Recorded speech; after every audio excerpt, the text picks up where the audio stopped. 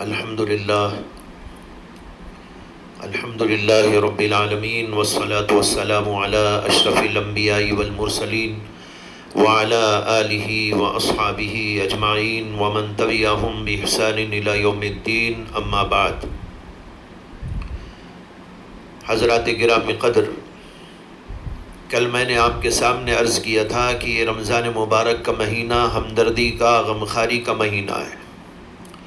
پھر میں نے چند مثالیں اور نمونے سلف صالحین کی زندگیوں سے پیش کیے تھے جن سے غمخواری اور ہمدردی کے سچے جذبات کا اندازہ کیا جا سکتا ہے۔ آج بھی میں چند اور اس سلسلے کے نمونے پیش کرنا چاہتا ہوں، کیونکہ بعض حضرات نے مجھ سے اس بات کی خواہش کا اظہار کیا کہ اس سلسلے میں کچھ اور واقعات اور نمونے بھی پیش کیے جائیں تو بہت اچھا اور بہتر ہوگا، تاکہ ہمارے اندر بھی لوگوں کے ساتھ ایسا ہی سچا ہمدردی و غمخواری کا جذبہ پیدا ہو جائے، کیونکہ سلف کی زندگی ہمارے لیے ایک اسوے اور نمونے کا کام کرتی ہے۔ لہٰذا آج بھی اسی سلسلے کے کچھ حیرت انگیز واقعات آپ کے سامنے پیش کروں گا۔ حضرات، اسلامی تاریخ کا سب سے اہم اور مقدم واقعہ جو لوگوں کے ساتھ ہمدردی و غمخواری کا حیرت انگیز نمونہ پیش کرتا ہے وہ ہے کہ جب مکۃ المکرمہ سے وہاں کے رہنے والے صحابہ رضوان اللہ تعالی علیہم اجمعین محض اللہ کی خاطر ہجرت کر کے اپنے گھر بار کو چھوڑ کر، اپنے ملک کو چھوڑ کر، اپنے وطن کو چھوڑ کر مدینہ طیبہ چلے گئے، تو وہاں نہ ان کا کوئی مکان تھا، نہ دکان، نہ ساتھ میں کوئی قابل ذکر مال تھا، سامان تھا، نہ کوئی پونجی، مگر مدینے کے رہنے والے انصاری صحابہ نے ان مکے سے آنے والے مہاجرین کی ایسی عجیب و غریب خدمت کی جس کا کوئی جواب دنیا میں نہیں ہے۔ یہاں تک کہ اس سے متاثر ہو کر حضرات صحابہ یعنی مہاجرین نے خود ان کی تعریف کی۔ ترمذی کے ایک حدیث میں آتا ہے کہ جب اللہ کے نبی علیہ السلام مدینہ تشریف لائے، اور یہ آپ جانتے ہیں کہ اللہ کے نبی علیہ السلام سے پہلے صحابہ آ گئے تھے، اخیر میں اللہ کے نبی علیہ السلام اور حضرت ابو بکر صدیق ہجرت کر کے آئے تھے۔ تو جب آپ ہجرت کر کے آئے، مدینہ تشریف لائے، تو مہاجر صحابہ نے آپ کی خدمت میں حاضر ہو کر عرض کیا کہ یا رسول اللہ، ہم جن لوگوں میں آ کر ٹھہرے ہیں، یعنی یہ انصاری صحابہ، ہم نے کثرت مال کے باوجود ان سے زیادہ خرچ کرنے والے اور قلت مال کے باوجود ان سے زیادہ ہمدردی کرنے والے کبھی نہیں دیکھے تھے۔ ان لوگوں نے ہمیں محنت اور مزدوری سے بچایا اور اپنے عیش اور آرام میں ہم کو شریک کر لیا۔ اسی موقع کے حیرت انگیز واقعات میں یہ واقعہ ملتا ہے جو مسند احمد میں اور مسند حمیدی وغیرہ کتابوں میں، حدیث کی کتابوں میں موجود ہے کہ ایک مالدار انصاری صحابی جن کا نام تھا حضرت سعد بن الربیع رضی اللہ تعالی عنہ، رسول اکرم صلی اللہ علیہ وسلم نے ان کے اور حضرت عبد الرحمن بن عوف رضی اللہ تعالی عنہ کے درمیان بھائی چارگی قائم کی تھی، اور یہ فرمایا تھا کہ تم دونوں بھائی ہو، اور حضرت سعد سے کہا کہ تم ان کو اپنے ساتھ لے جاؤ اور اپنے گھر میں رکھو اور کھلاؤ اور پلاؤ۔ حضرت سعد بن الربیع رضی اللہ تعالی عنہ نے حضرت عبد الرحمن بن عوف کو اپنے گھر لے جا کر ان سے فرمایا کہ اللہ نے مجھے بہت مال دیا ہے اور انصاری لوگوں میں میں سب سے زیادہ مالدار ہوں، میں میرے گھر اور مال کے دو حصے کرتا ہوں، جو میرے اور آپ کے درمیان آدھا آدھا ہوگا، یعنی اپنے گھر کا آدھا حصہ، اپنے مال اور تمام چیزوں کا آدھا آدھا حصہ کر کے انہوں نے کہا کہ یہ آدھا آپ کا ہے اور آدھا میرا۔ اور پھر ان سے ایک عجیب بات انہوں نے کہی کہ انہوں نے کہا کہ میری دو بیویاں ہیں، ان میں سے جو آپ کو پسند ہو اس کو دیکھ لو اور اشارہ کر دو، میں اس کو طلاق دے دوں گا، بعد میں تم مجھ سے شادی کر لینا۔ یہ حیرت انگیز مواسات اور ہمدردی کا نقشہ دنیا نے کب دیکھا ہوگا اور کہاں دیکھا ہوگا، مگر حضرت عبد الرحمن ابن عوف رضی اللہ تعالی عنہ نے ان کا شکریہ ادا کیا اور کہا کہ آپ میری اتنی مدد کر دیجئے کہ مجھے آپ یہاں کے بازار میں لے جا کر تعارف کرا دیں، میں خود اپنے تجارتی فن اور اپنی تجارتی مہارت سے کمائی کر لوں گا۔ بہرحال یہ عجیب و غریب واقعہ تاریخ کے اندر موجود ہے۔ لیجئے ایک اور حیرت انگیز مثال ہمدردی و غمخاری کی سنیے کہ ایک مرتبہ حضرت عبداللہ ابن عباس رضی اللہ تعالیٰ عنہ جب بصرے کے گورنر تھے، اس دور میں ان کے پاس شہر بصرہ کے چند علماء آئے اور آ کر انہوں نے کہا کہ ہمارے پڑوس میں ایک صاحب رہتے ہیں جو بڑے عابد ہیں، بڑے زاہد ہیں، بڑے صوام ہیں، بڑے قوام ہیں، یعنی دن بھر روزہ رکھتے ہیں، رات بھر کھڑے ہو کر عبادت کرتے ہیں۔ وہ ایسے آدمی ہیں کہ ہم میں سے ہر شخص کو اس بات کی خواہش ہوتی ہے کہ ہم ان جیسے ہو جائیں۔ پھر انہوں نے کہا کہ اس شخص نے اپنی لڑکی کا نکاح اپنے غریب بھتیجے سے کر دیا تھا، لیکن غربت کی وجہ سے وہ اس قابل نہیں ہے کہ اپنی بیٹی کی رخصتی کا انتظام کر سکے، لہٰذا آپ اس سلسلے میں کوئی بات کریں، کوئی مدد کریں۔ یہ سن کر حضرت عبداللہ ابن عباس رضی اللہ تعالی عنہ ان علماء کرام کو لے کر اپنے گھر گئے اور ایک صندوق کھول کر اس میں سے درہموں کی 6 تھیلیاں نکالی اور فرمایا کہ آپ لوگ یہ درہم لے جاؤ اور ان کو دے دو تاکہ وہ اپنی بچی کی رخصتی کا انتظام کر سکے۔ جب یہ علماء ان کے گھر سے نکلنے لگے درہم لے کر، تو ابن عباس رضی اللہ تعالیٰ عنہ ان سے کہنے لگے کہ ٹھہرو ٹھہرو، میں بھی تمہارے ساتھ چلتا ہوں۔ یہ کوئی انصاف کی بات نہیں کہ ہم یہ مال دے کر اور دنیاوی کام میں ان کو مشغول کر کے ان کی عبادت میں خلل ڈال دیں، لہذا میں بھی آپ کے ساتھ چلتا ہوں تاکہ ہم سب ان کی بیٹی کی رخصتی میں ان کی مدد کریں۔ اور کہا دنیا اتنی قابل قدر نہیں کہ مومن کی عبادت میں اس سے خلل ڈالا جائے، اور ہم اتنے بڑے نہیں کہ اولیاء اللہ کی خدمت نہ کریں۔ اللہ اکبر! کیا حیرت انگیز ہمدردی ہے، کیا بے نظیر غمخاری ہے۔ ایک اور حیرت انگیز مثال لیجئے کہ حدیث اور تفسیر کی کتابوں میں یہ واقعہ لکھا ہے کہ ایک شخص اللہ کے نبی علیہ السلام کی خدمت میں آئے مہمان ہو کر، اور انہوں نے آ کر عرض کیا کہ یا رسول اللہ، میں سخت فاقے سے ہوں اور بھوکا ہوں۔ اللہ کے نبی علیہ السلام نے اپنی عورتوں سے معلوم کیا کہ کوئی چیز مہمان کے لیے کھانے پینے کی موجود ہے۔ تمام گھروں سے جواب آیا کہ کوئی چیز موجود نہیں ہے۔ اللہ کے نبی علیہ السلام نے لوگوں میں اعلان کیا، یعنی صحابہ میں جو بیٹھے ہوئے تھے، کہ ہمارے مہمان کی آج رات مہمان نوازی کون کرے گا؟ تو حضرت ابو طلحہ رضی اللہ تعالیٰ عنہ کھڑے ہوئے اور انہوں نے کہا کہ میں ان مہمان کی مہمان نوازی کروں گا۔ پھر ان کو اپنے گھر لے گئے اور اپنی بیوی سے کہا کہ مہمان رسول کی خاطرداری میں کوئی کسر نہ چھوڑنا۔ ان کی بیوی نے کہا کہ آج ہمارے گھر سوائے بچوں کے کھانے کی کوئی چیز موجود نہیں۔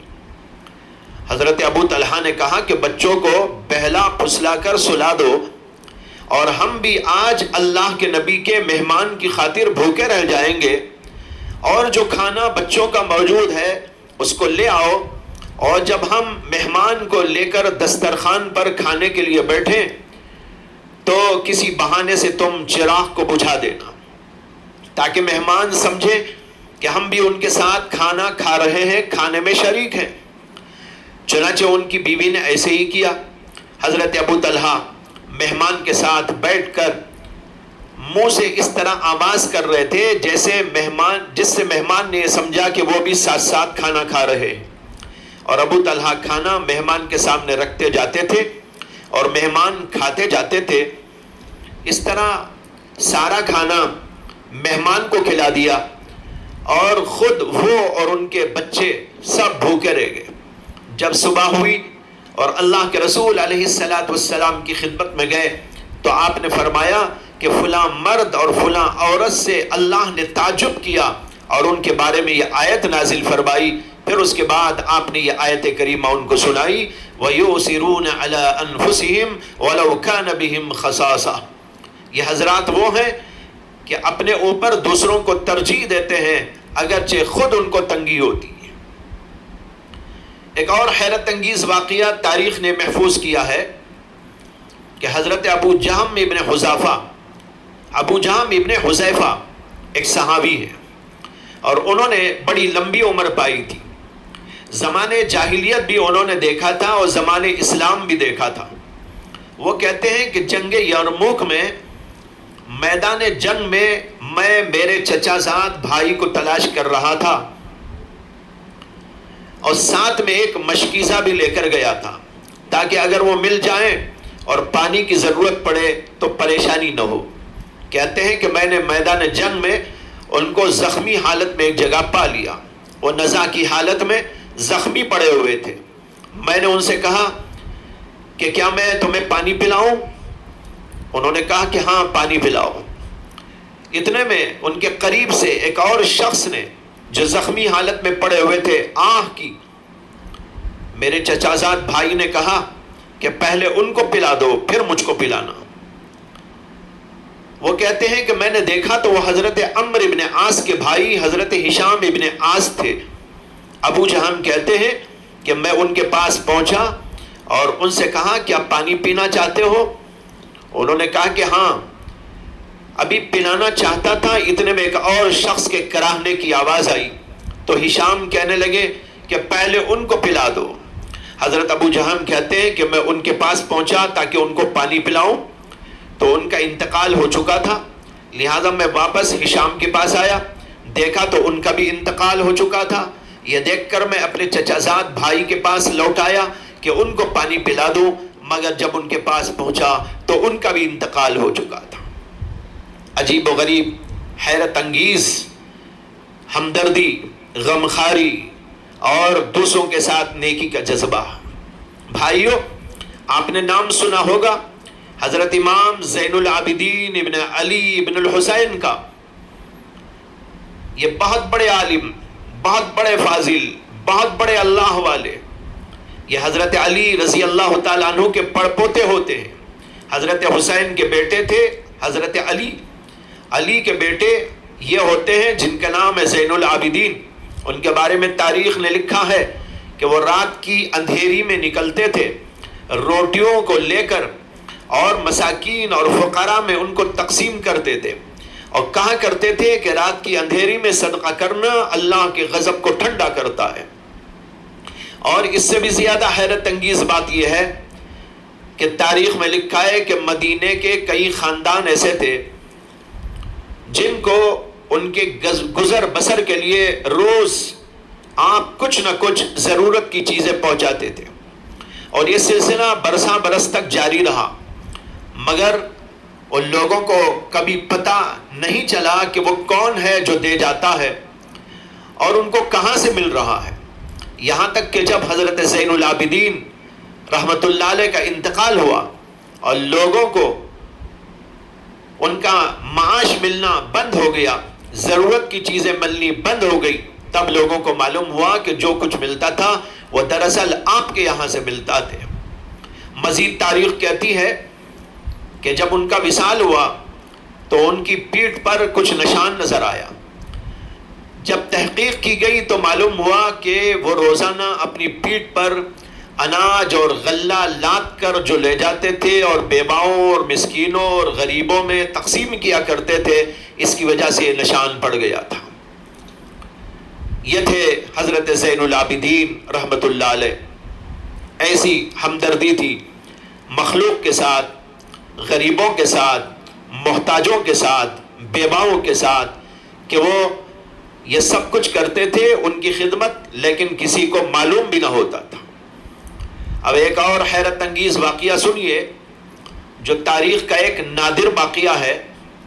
ہم سب یہ تو جانتے ہیں کہ لوگوں کو اپنے مال میں سے دے دینا اور ان کی ضرورت کا خیال رکھنا یہ ہمدردی و غمخواری کا طریقہ ہے، اور خود بھوکے پیاسے رہ کر مخلوق کو نوازنا یہ اس سے بھی اوپر درجے کی ہمدردی و غمخواری ہے۔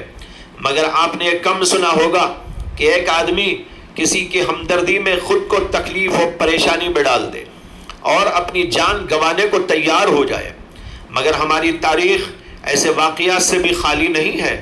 چنانچہ ہمدردی و غمخواری کا ایک عجیب و غریب اور حیرت انگیز واقعہ تاریخ نے نوٹ اور کوٹ کیا ہے کہ حضرت ابراہیم نخعی رحمۃ اللہ علیہ ایک بہت بڑے فقیہ تابعین میں سے تھے، اور امام ابو حنیفہ رحمۃ اللہ علیہ کی فقہ زیادہ تر انہی سے ملتی جلتی فقہ ہے۔ ان کے زمانے میں حجاج بن یوسف بادشاہ تھا، اس نے کسی بات پر ناراض ہو کر ابراہیم نخعی کے خلاف حکم جاری کیا کہ ان کو پکڑ کر لایا جائے اور قتل کیا جائے۔ پولیس کے لوگ ان کی تلاش میں تھے اور ان کو کبھی دیکھا نہیں تھا، اس لیے ان کے چہرے سے ان کو پہچانتے نہیں تھے، لہذا تلاش کرتے کرتے ان کے ہم نام ایک اور محدث حضرت ابراہیم تیمی کے پاس پہنچ گئے، ابراہیم تیمی کے پاس پہنچ گئے یہ سمجھ کر کہ یہی ابراہیم نخعی ہیں، اور ان سے جا کر پوچھا کیا آپ ابراہیم نخعی ہیں؟ تو اب سنیے کہ کیا ہوتا ہے۔ ابراہیم تیمی نے سوچا کہ اگر میں کہتا ہوں کہ ابراہیم نخعی میں نہیں ہوں تو یہ لوگ واپس جائیں گے، ابراہیم نخعی کو تلاش کریں گے اور ان کو حجاج بن یوسف کے سامنے پیش کریں گے اور ان پر ظلم ہوگا یا ان کو قتل کیا جائے گا، اس لیے انہوں نے کہا کہ میں ہی ابراہیم تیمی ہوں، میں ہی ابراہیم نخعی ہوں۔ یہ اس لیے کہا کہ لوگ مجھے ہی ابراہیم نخعی سمجھ کر پکڑ لیں اور ابراہیم نخعی کو کوئی تکلیف نہ پہنچے، لہذا پولیس والوں نے انہی کو ابراہیم نخعی سمجھ کر پکڑ لیا اور حجاج بن یوسف کے حکم پر ان کو قید خانے میں ڈالا گیا، جہاں نہ کوئی سایہ تھا، نہ سردی اور دھوپ سے بچنے کا کوئی سامان تھا، اور دو دو آدمیوں کو ملا کر ایک بیڑی سے باندھ کے رکھا گیا تھا۔ ان ساری تکلیفوں کو برداشت کرتے رہے یہاں تک کہ اسی میں ان کا انتقال بھی ہو گیا۔ صرف ابراہیم نخعی کو دکھ اور درد اور پریشانی سے بچانے کے لیے یہ ساری تکلیفیں وہ برداشت کرتے رہے، اور اخیر وہیں پر ان کا انتقال ہو جاتا ہے۔ جب ان کا انتقال ہوا تو حجاج بن یوسف کے خواب کے اندر رسول اکرم صلی اللہ علیہ وسلم تشریف لائے اور فرمایا کہ آج ایک بہت ہی عظیم ہستی کا انتقال ہوا ہے تمہارے گاؤں، تمہارے شہر میں۔ یہ سننے اور خواب دیکھنے کے بعد حجاج بن یوسف اٹھا اور لوگوں سے دریافت کرنے لگا کہ آج کس کا انتقال ہوا۔ معلوم ہوا کہ ابراہیم تیمی کا انتقال ہوا ہے، لیکن اس کے باوجود اس کے اندر کوئی تبدیلی نہیں آئی۔ اللہ تبارک و تعالیٰ سے دعا کرتا ہوں کہ اللہ تبارک و تعالیٰ ہمیں ان بزرگوں کے نقش قدم پر چلتے رہنے کی توفیق عطا فرمائے۔ یہ چند حیرت انگیز نمونے غمخواری اور ہمدردی کے پیش کیا ہیں، جن سے ہمارے جذبات میں بھی انشاءاللہ ایک تلاطم پیدا ہوگا، اور ہم بھی اللہ کی مخلوق کے ساتھ ہمدردی و غمخواری کا برتاؤ اچھے سے اچھے کرتے رہنے کی کوشش کرتے رہیں گے۔ وآخر دعوانا ان الحمد للہ رب العالمین۔